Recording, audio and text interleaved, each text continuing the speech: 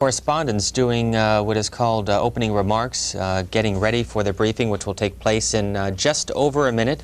Pete Williams, who is the Pentagon spokesperson, will begin with kind of an update for all the reporters of what has gone on the last 24 hours. These briefings have been occurring since last Thursday on a regular basis. Earlier in the day, we saw the briefing from Riyadh, Saudi Arabia. This one will also include General Thomas Kelly, who is Director of Operations for the Joint Chiefs of Staff, and Admiral John McConnell, who is Director of Intelligence. Here is Pete Williams.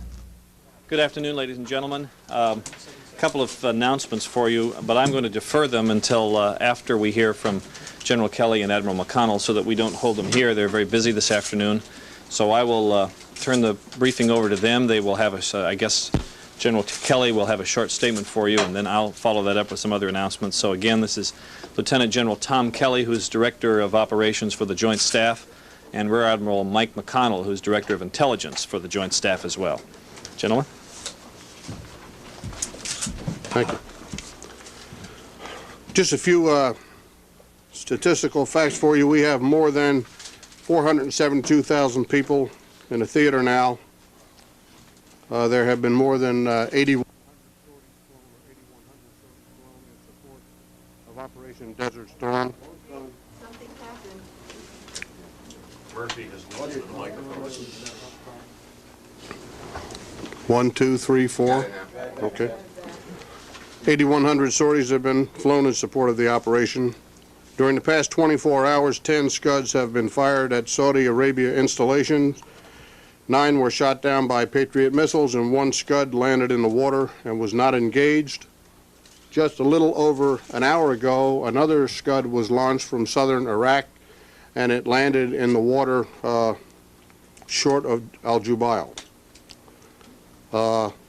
We are carrying 14 individuals missing in action, and as of now, we are carrying 9 U.S. aircraft lost. And that does not count the one that went down in Saudi Arabia due to mechanical problems. Yes, sir. General Kelly, are you still confident that there is an element of surprise to Operation Desert Storm? Because today the Iraqi ambassador to France, or the former ambassador, said that they were anticipating a ground war, they anticipated an air raid, and some are saying now that it may be compromising the whole campaign because of this. We think we achieved complete tactical surprise based on what their reaction was the first night. During the airstrikes in Baghdad, I learned from watching television, the lights were still on. General, concerning some of the Tomahawk cruise missiles that are being fired. General, the airfield bunkers that we're hearing so much about, can you confirm that the Iraqi Air Force has put its fighter bombers into bunkers? And are we confident we know the locations of those bunkers, and can we take them out? We know where the bunkers are. We think there are airplanes in them. Of course, we can't see inside them. We have the capability to take them out, but you got to remember with an aircraft shelter, I think that's what we call them, it's 1 bomb per, and it just takes some time to do that. General, concerning the Tomahawk cruise missiles, we had a report in the pool information that came out that apparently 1 Tomahawk had been launched from a submarine, apparently the first time this has been done. Can you provide some background or some reason why this was done? We don't discuss submarines ever. We don't discuss where sorties or missiles were launched from. We have discussed the success of the Tomahawk program, and that's all I'm going to have. Well, is there a reason, in other words, the idea of using it, meaning showing that the system can work, gives you some additional flexibility?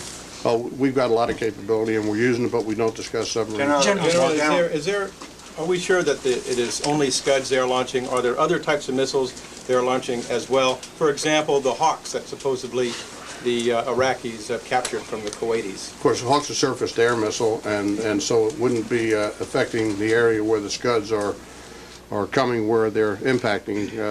It does affect the air war, and I can't tell you right this minute whether or not they're launching Hawks. Or any other type of... we know of no other type missile that they have that has the capability to reach down to Bahrain, Riyadh, or the other places they've been shooting at. Yes, sir. General, does the firing of the Scuds provide you with information which helps you then take out the launchers which have launched them? For example, these most recent 10 Scuds, have you got any announcements? We have a very good idea of where the missiles were launched from. We react to that just as quickly as we can. I would point out to you that if they were launched from a mobile launcher, The minute the missile is off the rail, the mobile launcher is probably moving somewhere to hide. So it represents a difficult targeting dilemma, but one that we are on big time and one that we will stay on big time. General, can you please give us the most up-to-date and best assessment of the damage that you've done to the Iraqi military? I understand you're going back to hit some targets for a second time that may not have been completely destroyed, but can you tell us which targets have been completely destroyed, what damage you've done to the Republican Guard, and what the status is of the command and control network at this time? The short answer is no. We know we have done some damage. We've had weather problems over the past 3 days. As a matter of fact, as I looked at a picture just before I came down here, all of southern Iraq, all of Kuwait, and the northern part of Saudi Arabia are heavily covered by clouds. We've had a lot of fog problem. We are fighting the bomb damage assessment problem as hard as we can. And the minute that we get better information, and I'm authorized to release it, or someone's authorized to release it, we will. We do know that we have done damage. We can't tell completely the extent of that damage. Well, follow up, sir. We've heard for several days that the mission, the war is proceeding pretty much as planned and that it's been largely successful. On the other hand, you're telling us you don't know what damage you've done because there's cloud cover and bad weather. How can the operation be proceeding as planned if you don't know what damage you've done? And why is a television station still on in Baghdad? Because I presume that would be a target. First, we know what our campaign is, and we know generally what success we're having in achieving it. You're asking for very specific information on targets, which I am not prepared to give you. Not necessarily specific. Can I finish answering the question? We feel that we are releasing as much information as we can that is reasonable. You got to remember that we're in a war. You have to remember there's another side in this war. You have to remember that there has to be a balance between the amount of information that's released and the amount of information that we possess. General, yes, can we talk about weather some more? Just put it to him.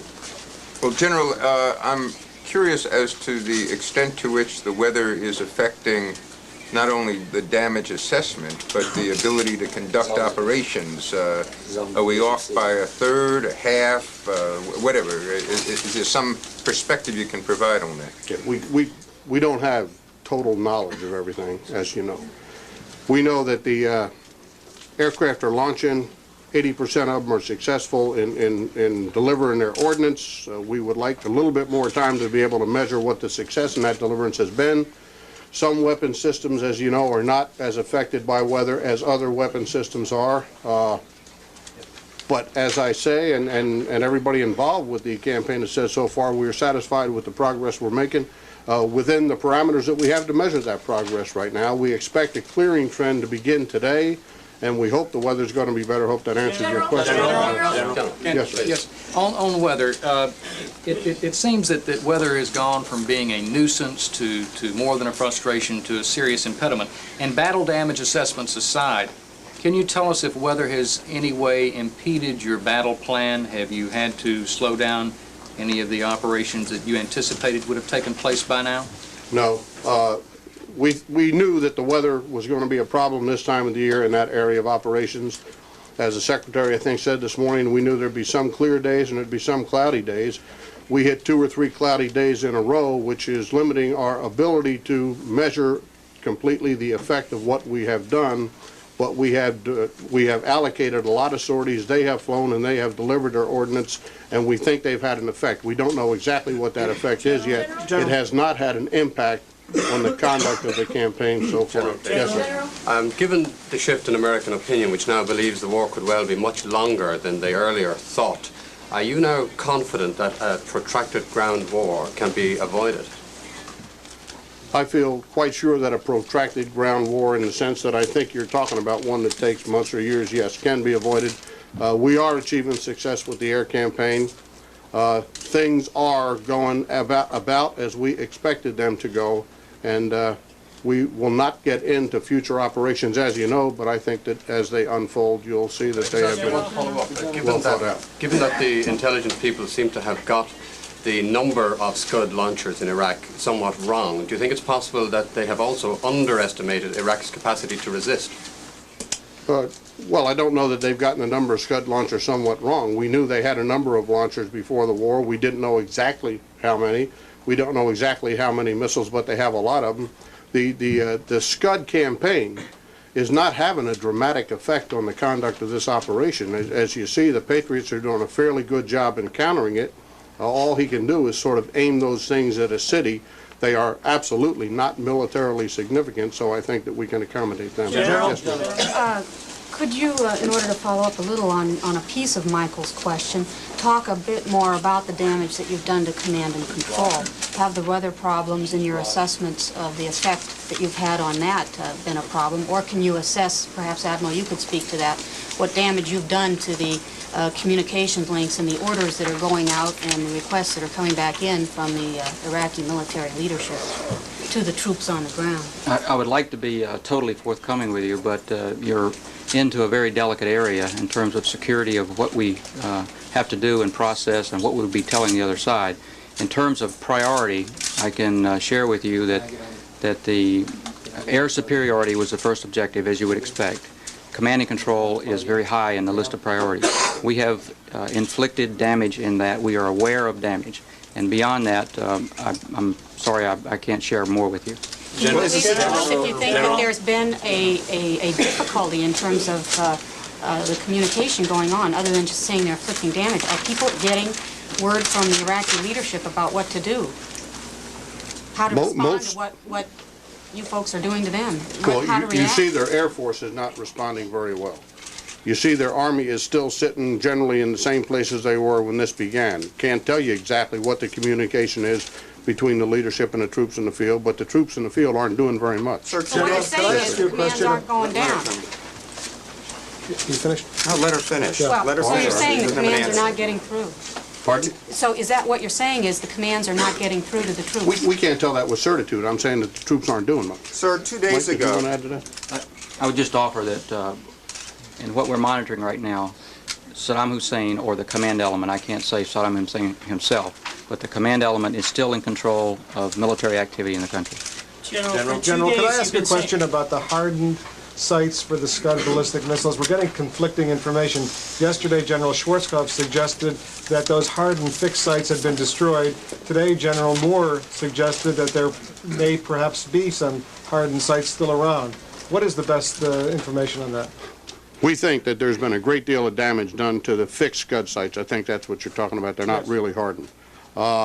We haven't seen any missiles launched from those fixed sites.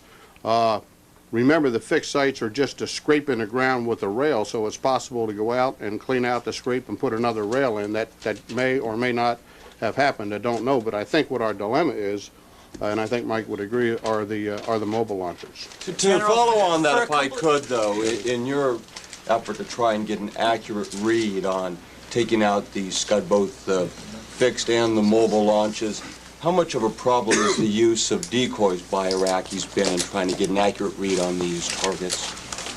Somewhat of a problem. I can't quantify it. Mike, do you want to? They do use decoys and use them well. Saddam Hussein has spent considerable years engaged in warfare, learning lessons of warfare, and what we are observing is use of decoys is one of his tactics. The General just shared with you our current view that probably have not used the fixed launchers. So it's at least my opinion that the use of decoys is high in his list of priorities, and it's been a plan throughout the lead up to this conflict. But for going to the mobile launchers, which you're still after, does that make it very difficult then to get an accurate read on how many of the mobile launchers you really have taken out? Well, we know with fair assurance what we've taken out. I see what you mean. Can you tell if you took out a decoy or not? I think in the case of the mobiles, yeah, we can pretty much tell what we took out. How was that? Well, the pilot that conducted the raid reports back, and we go by his word. I think that as they get close to him, they can differentiate between a decoy. Somebody's dropping a high bomb may not be able to. Yes, sir. For several days you've been saying that you've had an 80% success rate. Can you tell us how you quantify that if you can't assess the damage? Well, we can't completely assess the damage. We've had weather problems. I said we can make some assessments of the damage. What I mean with the 80% is that the sorties are launched, they go to their target, they successfully drop their ordnance, and that's what we're saying the success rate of the sortie is. Now, the bomb damage assessment is a different thing. We're still in the process of conducting that. you know, it sounds like we're just making excuses with the weather, but honest to goodness, it's there, and we're having a problem with it, and we expect it to clear up pretty soon. Yes, Tell sir. us, you said that the Army is still where it was when this war began. I assume by that you're saying there's still no indication of any pullout from Kuwait. Or an attack, yeah. Okay, tell us what you know about the status of both the Republican Guards in southern Iraq and the troops in Kuwait in terms of what damage has been inflicted on them and what kind of damage has been done to their supply lines. We're working both of those things. You're right back to the basic question. We have been striking the Republican Guard pretty hard. And we have been striking their supply installations because we feel if we can cut them off, the Army can rapidly atrophy. We're not certain yet of what success we've had because that's right where the thick cloud banks are. General, that is not inhibiting us from making the strikes. Yes, ma'am. Do you believe now that you said you thought only Scuds had been launched. Do you believe now the Al Hussein and the Al Abbas and the SS-12 have not been used at all? And are the Abbas and the Hussein not even operational? Well, the Al Hussein and the Al Abbas are generically referred to as Scuds, and we think the long-range Scuds that have been launched are the Al Abbas. Are the Al Abbas. And one other right. question. For very limited ground engagements that there have been across the Kuwaiti and Iraqi border, who do you think is giving those Iraqi ground troops their orders? Are they coming from Baghdad, or are they just local commanders? My guess is that the local commanders were given their general strategic guidance before this all began. And so that the reaction of the troops in the field is coming from division and corps level commanders. Are they even in touch with Baghdad at the moment? I can't tell you. General, with regard to the MIAs, have you launched search and rescue missions to try and find those pilots when they go down, and why haven't they been successful? We are working the combat search and rescue as hard as we possibly can. Iraq is a fairly large country. Some of those people went down deep inside the country, and we are not going to comment on success or failure in our CSAR combat search and rescue efforts because we don't want to give them any indication of what that success might be. Yes, question for each one of you, if we could, for both you and for the Admiral. On the Patriot question, we've been seeing, as you have, the CNN tapes and everything else of them coming into Riyadh, coming into Tehran. Is it your impression that those missiles are getting closer, perhaps, than they should? And is there a reason why the Patriots, in theory, could not engage them at longer distances? That's for you. And then a question to the Admiral regarding command and control. Okay, Patriot is a close-in air defense system. So it's engaging in those Scuds at the ranges that it is programmed to engage them at. It is a close-in protection system. We don't have a system sitting there that can reach out. And incidentally, the flight time for the Scud, we allowed to say that, I guess? Yes, sir. It is only 7 minutes. So from the time we pick it up until the time we can react to it, 7,000 miles from the United States, incidentally, it takes a little bit of time. So I would say that the reaction of the Patriots to the Scuds has been fairly spectacular. A fairly small optimum window, then, to actually shoot with a high degree of assurance on killing it. Yes. Admiral, concerning command and control, again, this gets back to what's been done in damage. If you would, could you characterize the volume of military traffic, radio and otherwise, that have been going from Baghdad to the Iraqi troops out on the Kuwaiti border before Desert Storm began as compared to after? If CNC's been disrupted, have we seen and have you detected through electronic intelligence considerable diminishment in hardline land communications and radio communications between Baghdad and the frontline troops? I would like to answer that question for you, I truly would, but it just wouldn't be appropriate. Is it significant? Can you give us even the broadest indication of what proportion of the air sorties are made by planes dropping bombs and what proportion by planes doing other tasks, such as scrambling communications? I'm not sure I fully understand. What portion of the total sorties are engaged in ground attack? Yes. I would have to get that. I don't have it right off the top of my head, but a good large portion. Let me not estimate. Let me get that and get it back General to Kelly, Mr. Williams. General Kelly, many American people are very concerned about the prisoner of war, the video as well as the audio they see. Can you confirm now, once and for all, that Iraq does hold prisoners of war, and just how many? Do you have a rough estimate? Because many people really want to know. I can't, and the reason I can't is that Iraq has not yet complied with the Geneva Conventions. They're supposed to notify us when they have prisoners. I think that Secretary Cheney addressed that very well in the several interviews that he had this morning. We're still waiting for them to tell us. So the video is not enough. What they produced, the video and the audio, is not enough to confirm that the POWs are being held.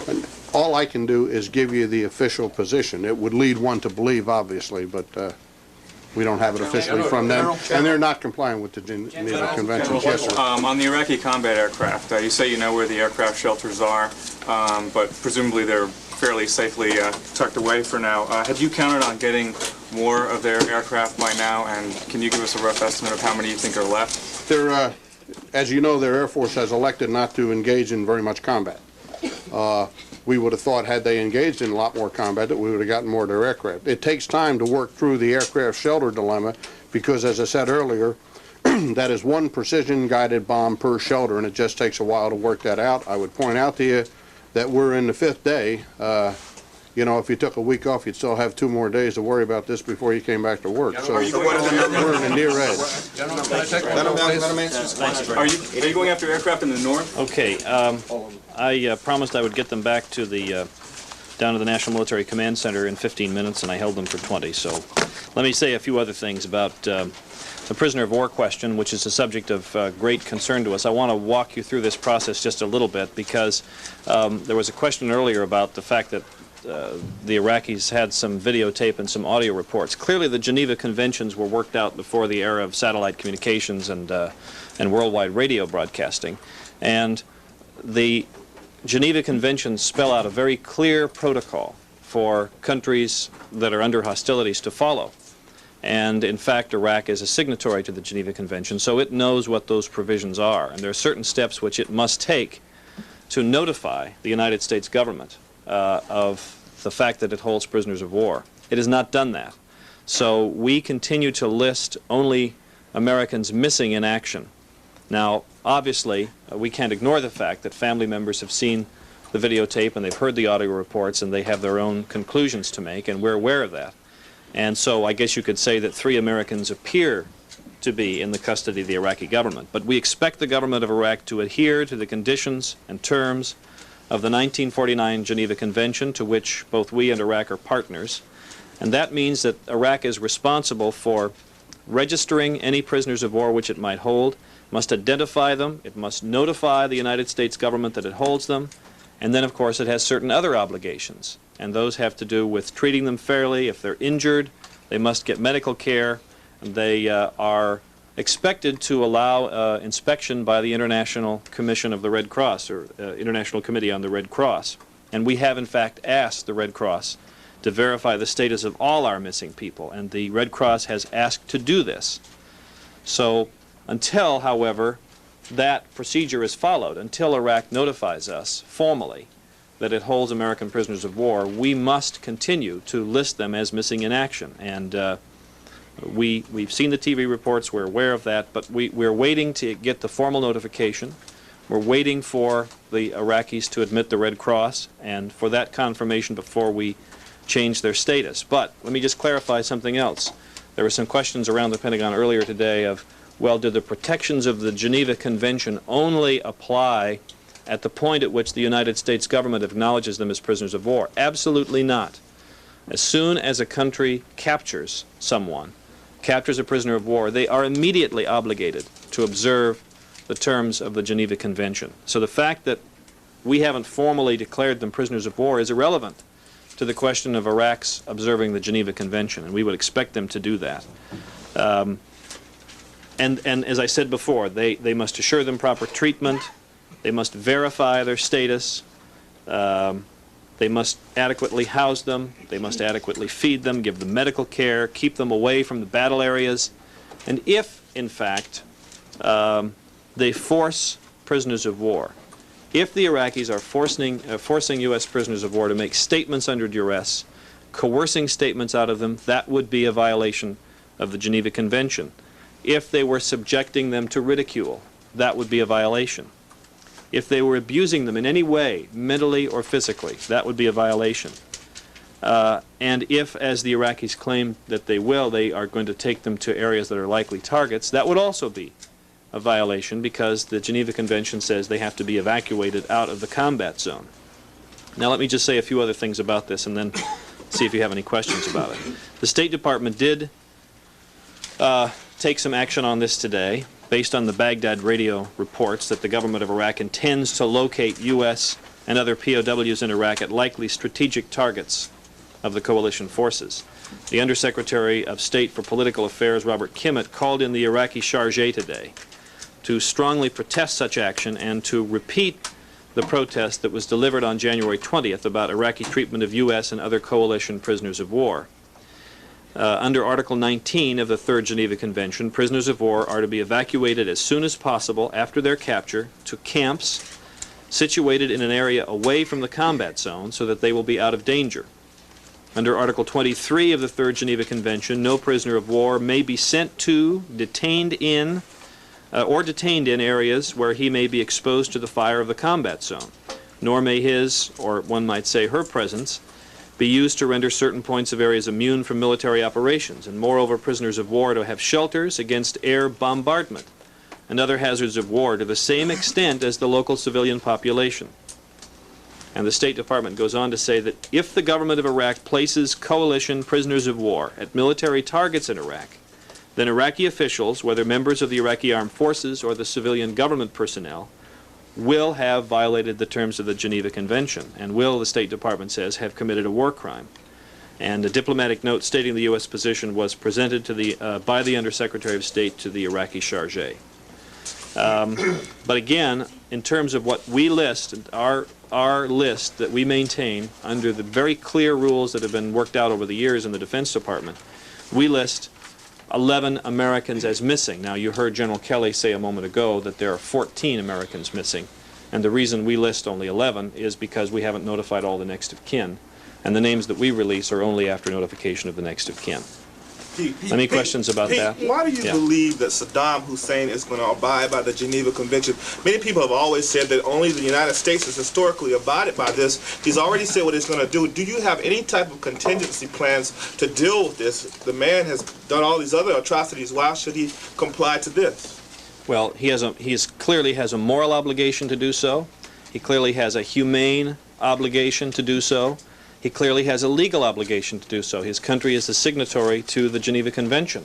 Iraq is a nation which conducts diplomatic exchanges with other countries. They receive visitors all the time. They're familiar with the standards for interaction between governments. And the Geneva Convention clearly compels them to treat prisoners of war properly. Are you suggesting that there might be a war? The Iraqi news agency is reporting that they have 2 bodies of suspected American pilots and that they have 2 other prisoners that they've captured. Do you have any information to back that up? No, that's the first I've heard of it. And again, if that is the case, it merely points up a further need for Iraq to permit members of the International Red Cross into Iraq to properly deal with prisoners of war and any other contingencies of that nature which might arise. Has the United States notified Iraq of the Iraqi prisoners of war that have been taken? The United States and the government of Saudi Arabia intend to comply with it fully with the terms of the Geneva Convention. I don't know exactly where the notification process stands, but the really important part here is humane treatment, no coercion, no physical or mental abuse, locating them in camps away from the combat zones, and I can absolutely guarantee the United States is complying with those provisions. Suzanne? We know you do assessments of videos such as have been shown on the television, and you talk about the problems with the convention, and Saddam's not supposed to be abusing these people. Do you have any assessment as to whether the injuries that these people appear to have had were from their injuries sustained during the crash of an airplane, or if they were in effect abused, tortured, or drugged? There's simply no way. I understand the intent of the question, and it's something that everyone around here, of course, is very concerned about. But there's simply no way with certainty to conclude whether those individuals that Iraq says are prisoners of war have been subject to any mistreatment, whether physical mistreatment, mental mistreatment, or whatever. There's no way to know that for certain. That's another reason why we repeat the importance of allowing the International Red Cross to visit those prisoners and see for themselves that they're being adequately and fairly treated under the terms of the convention. What's the payback then here, if he doesn't follow the rules? Are we talking war crime trials, or are we talking a possible sense of resolve on the United States? What's the effect of this brutality on the airways going to have? Well, I can't. I mean, I don't know precisely what we'll pursue. Clearly, we have the right, as I think the Secretary said this morning, to investigate. And the President has said before we would investigate any potential war crimes. We have a mechanism set up to do that. But while I understand the question, it's more than simply a matter of justice. It's also a matter of humane treatment. It's a matter of legal obligation. And it's not merely a matter of Iraq trying to keep itself out of court. It's a matter of adequately following the internationally recognized, long recognized standards of humane treatment. Even before the war began, was the Pentagon, were Pentagon lawyers preparing a case in the event that Hussein could be captured to bring him to a war crimes trial? Well, let's not tie it just to the United States, because as we've always said, this is a coalition effort. There are UN votes, and the United Nations has voted at least twice that I know of, notifying Iraq that it faced possible recriminations for war crimes for what it's done with Kuwait. So this is an international effort. If the United States breaks relations with Iraq over this or other issues, would you detain or intern the remaining then former diplomats? I don't want to speculate on what we may or may not do in the future. The point is, if they in fact hold prisoners of war now, they know what their obligations are, and we are insisting that they follow them. What efforts are being made, if any, to possibly rescue these POWs? I certainly wouldn't, if there were such plans, I would never speculate on them publicly, because it would merely jeopardize any possible plan. Pete, can you characterize in any way or provide any figures as to what this is costing? What the Operation Desert Storm is costing?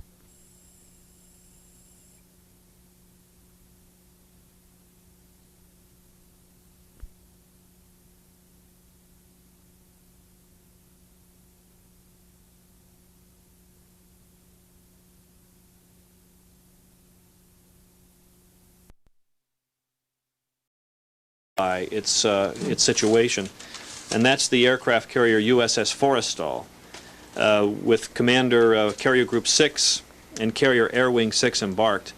It will get underway later this week in the Jacksonville area off the Florida coast for previously scheduled training.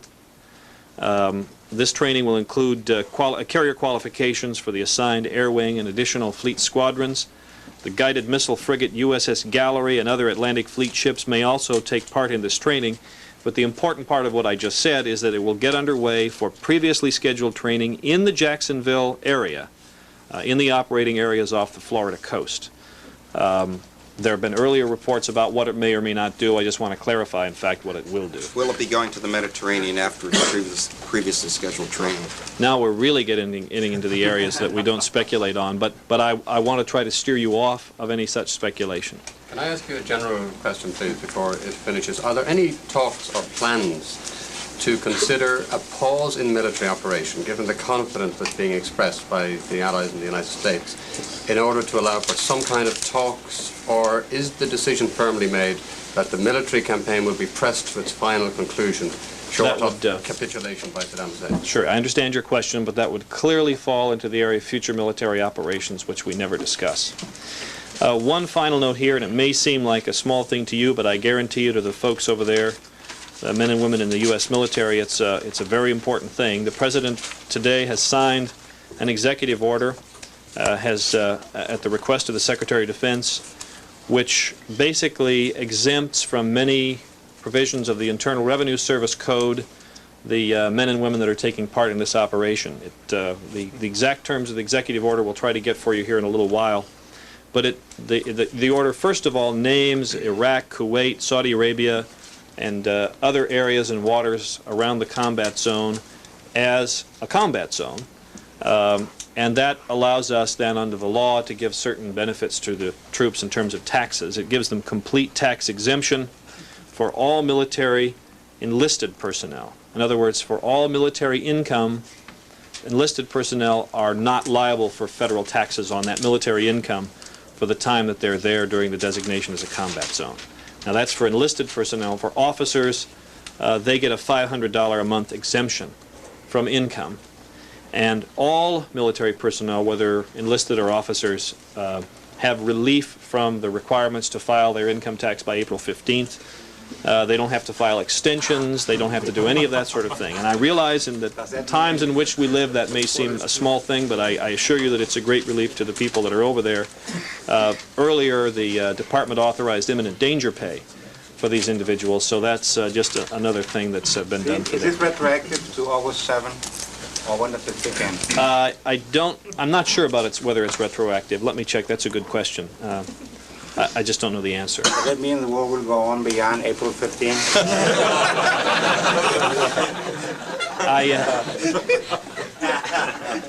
Let me put it this way. The exemption will continue until the executive order is canceled. That's what turns it on is the executive order. What turns it off is canceling the executive order. At the Cheney and Schwarzkopf briefing last week, there was a question about the number of tons of ordnance that had been dropped.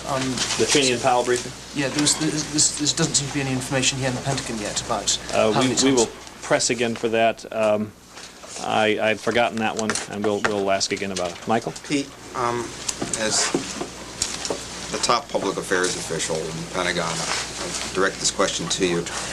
We've been trying to get assessments of the amount of damage done during this campaign, the effectiveness of the raids, and today they've been parsimonious with any information on it.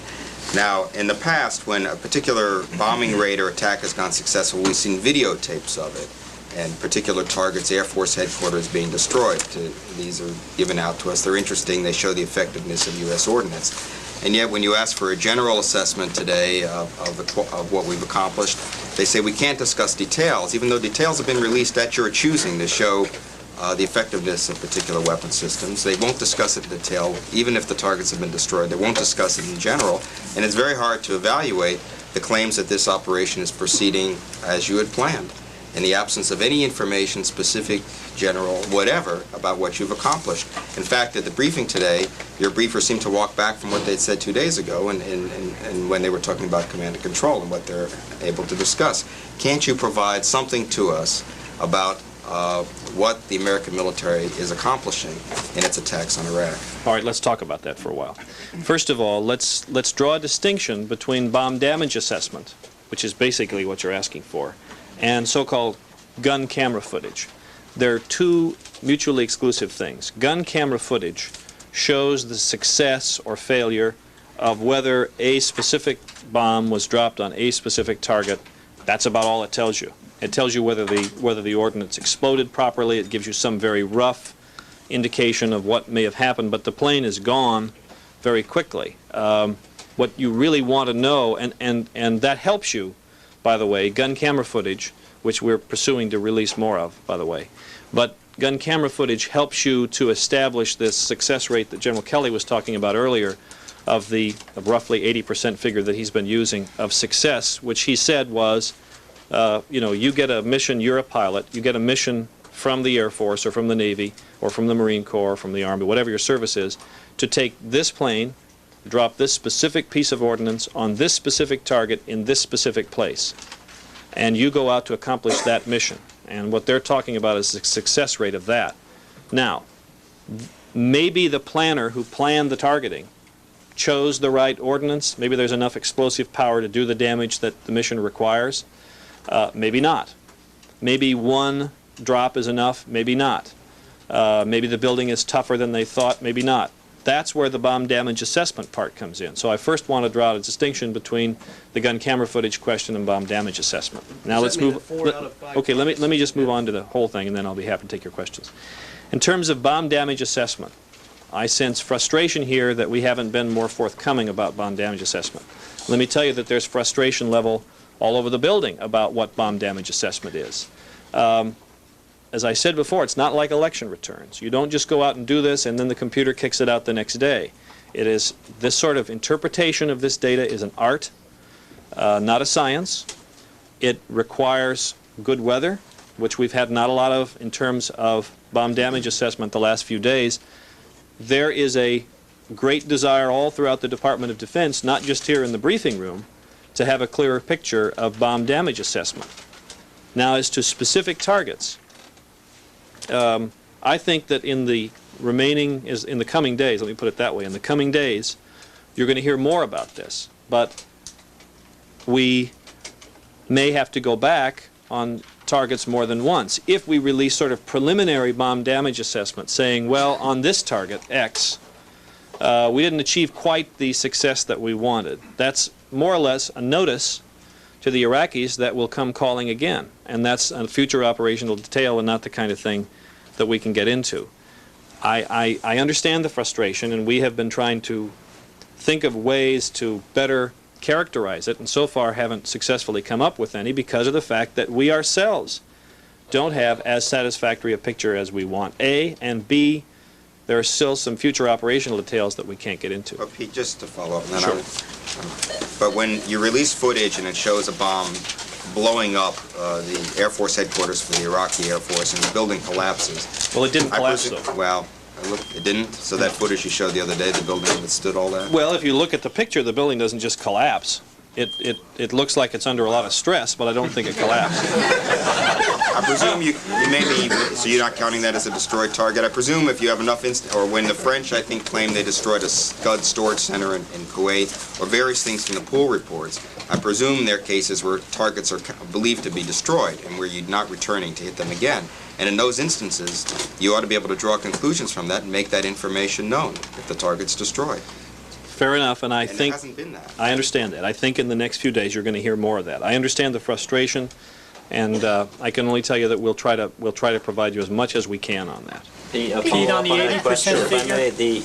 I don't want to begrudge this point, but the General Kelly said that you've established air superiority, wherever you choose in Iraq, that 80% of the ordnance dropped are successfully hitting their targets, that if there is a ground war, it will not be protracted more than 2 to 3 months. He must be basing this on something that we don't know, something specific, and all we're asking is for you to share that with us. Sure, I can walk through each one of those and explain that to you.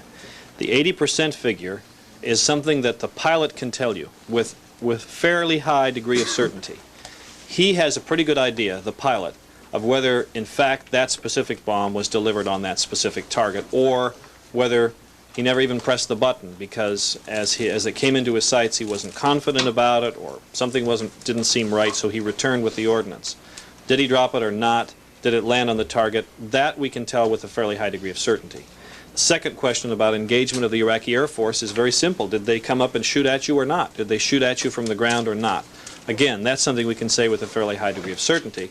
And the movement of ground forces is again something that we've been watching throughout the operation since the early days in early August when Iraq first invaded Kuwait. So those are the relatively easy parts to calculate. Pete, there was no announcement today of any further destruction of mobile Scud launchers. Is it fair to claim, or fair to state then, that there have been none destroyed since last night, since the attack on Saudi? No, I don't think that would be a fair conclusion. It's my understanding that there were, but I can't get into any more specifics than that, but I'll see if I can. Let me take some other ones and then I need a question that perhaps you could answer. Given the confusion that exists over bomb damage, which implies that you don't fully know the effectiveness. I don't know how much confusion there is, but go ahead and finish your question. I'm sorry. Well, if whether or not there's confusion, there is confusion, I think, in some people's minds. Could you assess at this stage or characterize in any way what you consider to be now the strength of the Iraqis' capacity to resist and retaliate? Well, they have yet to use part of their Air Force. They still retain Scuds. That still continues. That continues to be a threat. We are obviously trying to, as the days go by, foreclose the ability for the Iraqis to respond. They have chosen not to really engage us in the air yet, which is fairly self-evident. Why that is, I don't know precisely the answer. But as days go by, we continue to try to deny them the use of more and more of their military capabilities. But remember, I think it might be well to note something here, because yes, this has been going on for 5 days, and yes, information on specific damage seems to be coming out for you all, I realize, agonizingly, and in many cases for us, agonizingly slow. But you have to sort of adjust your thinking on this a little bit, I think. I don't think anyone here in the Pentagon ever expected this thing to be over very quickly. I don't think anyone here expected to have instant, it's not like you, well, let me be more serious here, and not my usual style. It's not like you expected to get instant Polaroid pictures back on bomb damage assessment. The thinking here is a little more long range than what maybe some of your expectations are. We continue to work on the Scud problems. The sortie rate continues to be good, although clearly it's adjusted because of the weather. You have good days, you had bad days. We anticipated good and bad days. We've been watching the weather patterns. We know we have sunny days and cloudy days. Bomb damage assessment is a little slower than even we would like it, but even in the best of weather circumstances, bomb damage assessment comes in a little bit slowly. So we never thought that this thing would be an instant, you do things one day, you know exactly where you stand the next day, and you go on. That's why the campaign is planned for many days. You don't just go out and do something one day and then look at the overnights and then go out and do something the next day. It's a multi-day process. I think the Secretary said here in the very first time he was in the briefing room that this could go on for some time. And so I understand the frustration, but I guess I'm saying, you know, you have to scale back your thinking on how quickly we would know precisely, with the kind of precision that some of you would like to have, where we stand. Could you clarify a point about the 80% figure? If, as logic would suggest, the weather affects the pilot's ability to drop his bombs, wouldn't the weather also be affecting that 80% rate? How can that be constant all the way through? Well, what you do, yeah, in a sense, but in a sense we can, sometimes we don't launch a sortie if we have expectation that it's not going to be successful. In other words, if you know a certain system has problems with clouds and you can see that there are clouds, you just don't launch the mission. Yeah, but so you're confident that that 80% figure is accurate? Well, General Kelly would know it better than I. Well, can you go back and check that? Because in recent days there have been reports that planes have been returning with ordnance. Well, planes have been returning with ordnance since the mission started, and one of the reasons for that is that the pilots have very clear instructions on they have to have a high degree of confidence that they've engaged the targets. Maybe if you could take the question, is the 80% figure Sure, still I will take the that current question. figure? Yeah. Pete. There had been a sortie rate, I believe, of about 2,000 a day stated, and General Kelly just said they're up to about 8,100. Given that that doesn't match the 2,000 per day, I think yesterday they said there were 7. So does that mean they've only been able to get 1,000 up, and is that due to weather? Look, no, I need to look into those sortie figures a little more closely. Some of them are reporting total sorties of all kinds. Some report only specific bombing runs and so forth, and we need to get those straightened out. Mark? Pete, ever since Iraqi forces moved into southern Kuwait and dug in, this building has said that Iraqi forces are in a defensive position and able to go on the offensive on short notice. Can you still say today they're able to go on the offensive in short notice? Well, I think in some areas, yes. Overall, they probably have a little less capacity to do that than they did before. In what areas, in what ways? Well, I don't want to be more specific right now. Can I ask you if you're totally confident? Yes, sir. On battle damage, a lot of what we get to see is from Baghdad television, and today they showed an area which appears to be Navy civilian that had some bomb damage. Can you tell us what we were looking at and whether or not U.S. or Allied jets have hit civilian areas? I don't know what I've not seen the pictures myself, so I couldn't say that. Can you take Forrestal was question? scheduled to become a training ship. Has that changed? I have no idea. I'll have to look into that. Is this current training exercise they're going on battlefield battle group training, and Well, it's will it the last standard- the normal length, 3 to 6 weeks? It's the standard. I mean, I can't say exactly with precision how long it will take, but it's the standard kind of run-up training that carriers do. Isn't it standard for a carrier to go out and do carrier quals and that sort of thing in its area before being deployed to the Med or some other faraway place? It is standard for carriers to become qualified before they deploy, but it doesn't lock you in automatically to deploying them somewhere. And it doesn't lock you in, obviously, to deploying it to a specific place. Can I ask you if the Pentagon is totally confident now, given that some Scuds appear to have got through the Patriot system in Saudi Arabia, one perhaps at least, that they're, well, no more than one. That they're totally confident now that a further one will not hit Israel? I think I said the other day, there is no such thing as a foolproof defensive system. So the way you phrase your question makes it impossible for me to answer it in the affirmative.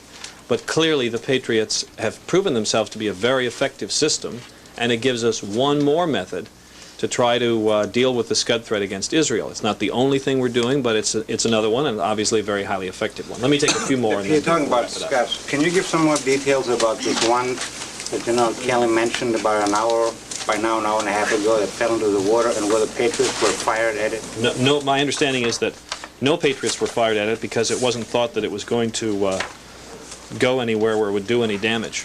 And I guess it was... Where? Sorry? This happened where?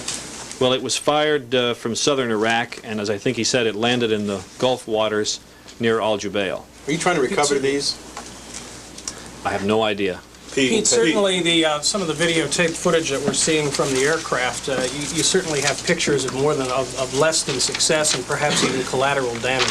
How come that's not being released?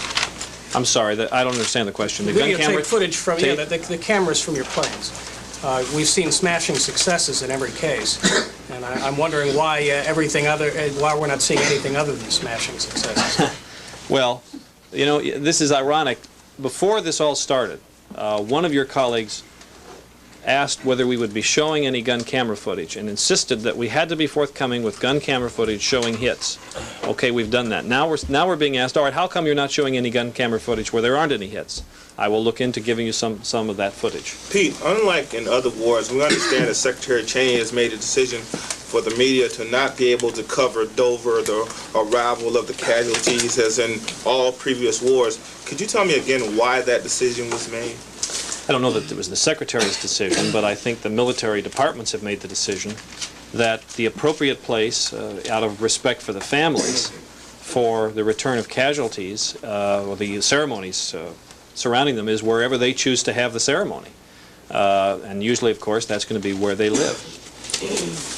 Do you know of any damage to oil fields in Kuwait? I don't know. I don't know of any damage to oil fields, but don't assume that that means everything. I may not know about it all. Pete, knowing all the limitations of the bomb damage assessments and the weather and all that, on this fifth day of the war, how does the Pentagon feel it's going? I sense a television soundbite coming. I guess if I had to summarize the operation, I would say this, that the United States has achieved air superiority over Iraq, that we continue to go after Scud missile sites. We're fairly confident that we have dealt with most of the fixed sites because, of course, we had a pretty good idea where they were before the operation started. We have intensified our operation against mobile sites. We continue to move against ground forces, and I think the operation is going more or less according to plan. Pete, can you talk a little bit more about the comments that were made to the pool about the sub-launch? Obviously, the general spoke that quite a few cruise missiles were let off by he was an admiral, as far as I know still is, but the... Given the sensitivity of the submarine issues, he's talking about it on the record. Well, as a general matter, the Navy is very reluctant to discuss what its submarines do. That is, as many of you know, not surprising, because one of the goals of submarines is to avoid detection. That's why you have submarines. They operate underwater, and they are supposed to be out of sight. However, they're not concerned about Iraq's ASW capability. The fact is, well, it's kind of an institutional. It's the way submariners are trained, and that's the way they operate. So, as a general matter, we don't discuss submarines. But clearly, it's obvious that it's been stated that a submarine launched a cruise missile. We have that capability, but having let the cat out of the bag, we'd just as soon not skin it completely. Of the 9 aircraft, surely not. Of the 9 aircraft down now, there were 2 A-6s. Are there more Navy aircraft down in that 9? Let me tell you the way that we would like to handle the question of downed aircraft, and I will ask your indulgence on this. Early on in this operation, I mean, it's been a long time since the United States has been involved in an operation like this, and in some cases we have to learn lessons all over again. It's imprudent, I think, for us to instantly report when aircraft are down. That clearly, I mean, when aircraft engage other aircraft, it isn't always obvious to a pilot whether it gave an aircraft a slight injury, a crippling blow, or a fatal blow to the aircraft, and whether the aircraft crashed or not. It isn't always apparent to a pilot. If we then announce that after an engagement or after anti-aircraft fire that an aircraft was downed, then that merely provides potential information for someone else to go look for it. So I think what we'll do is restrain ourselves from immediately announcing when aircraft have gone down, and we'll let it work through the channels, and then we'll announce it at the appropriate time. Pete, can we talk about air superiority for a second? You're saying here that the U.S. has achieved air superiority. Secretary Cheney said that same thing this morning. Yeah, and General Kelly has been slightly more specific in saying we can gain and maintain air superiority. Are you all operating under the same definitions, and what is that definition? I will let the Secretary's statement of this morning be the ultimate decider, and I would refer you to that statement that he made this morning from some of the morning broadcasts. I don't have anything further to add to it. Let me take one or two more, then we're out of here. Yes, ma'am. One more on damage assessment. Last week, General Powell said on Wednesday night that these assessments wouldn't be done so pilots could go back and hit the targets that were missed. Yes. Yesterday, General Schwarzkopf said there are other techniques available to do these assessments that aren't affected by the weather. So is it a matter of them knowing and not telling yet, or that it's not trickling down to us yet, or is there still a lot of uncertainty because, as you said, it takes time to do these? It's simply a matter of the latter. It takes time to do it, and do it with precision. Yes, there are other techniques, but they're none of them perfect. Could you discuss the artillery duels along the border and whether or not we're taking what degree of casualties are happening up there? I haven't heard of any casualty reports today. There are occasional incoming rounds, but I haven't heard of any new casualty reports today. Okay, yeah, last one. Yes, sir. How would you characterize the anti-aircraft fire that planes are encountering now? Has it diminished over the past few days, or is it still as intense? I think that my understanding is that it's about the same. I haven't heard any reports to indicate that it's different. I can't recall whether General Kelly gave these numbers to you or not. Did he give you the current number of U.S. personnel in the theater? Yes. Yeah. 470,000. Any other numbers you have up there? Let's see. Let's just run through some of these other numbers and see if you have the same ones. Numbers of F-117, numbers of B-52. Okay, you have the casualty information from the Directorate of Defense Information. Iraqi aircraft shot down 17. That's 8 MiG-29s, 2 MiG-25s, 1 MiG-23, and 6 Mirage F-1s. That MiG-23, is that confirmed from the one that was probable before? Well, I just have 1 MiG-23. That makes a total of 40 Iraqi planes now, because you said 23 the day before. So that's a total of 40 now? Yes, I guess that would be right. That would be the last 24 hours. U.S. ships in the region. No? It was 15 yesterday, total. Iraqi All right, planes. let me check that for sure. Do you know, Henry? Okay, we'll check that for sure. I apologize on that. Maybe if I stall for time here, we'll have figured it out in the next few minutes. Number of U.S. ships is 100. Let's see. U.S. aircraft losses 9. That's all fixed-wing aircraft. 9 combat aircraft, 3 non-combat aircraft. The breakdown on those: Air Force 5, that's 2 F-15Es, 2 F-16s, and 1 F-4G. For the Army, 2 helicopters, 1 UH-60 and 1 AH-64. For the Marines, 1 OV-10. And for the Navy, 4, 2 A-6, 1 FA-18, 1 F-14. Anything else, Mark? How many Patriot missiles have been fired? I think there's another case where we're learning as we go. We were fairly forthcoming early on with precisely the numbers that were fired against every incoming launch of Scuds, and we've decided that we'll fuzz it up a little bit, so I don't have a number. Do you have a cruise, Tomahawk cruise number for us, total number fired? Let's see if I do.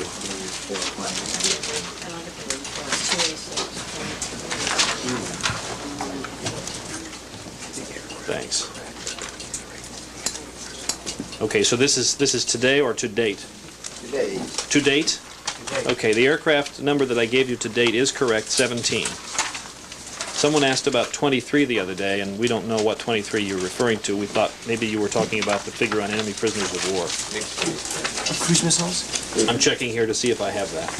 Do you have anything on casualties, like the number of people who have been medevaced out of the theater for injuries? I haven't seen any figures on anyone medevaced out of the theater yet. Let me just say that as we go along, that's probably not the kind of statistical detail that we'll be getting into. We'll report to you the kind of casualty information that we traditionally do, and that's all available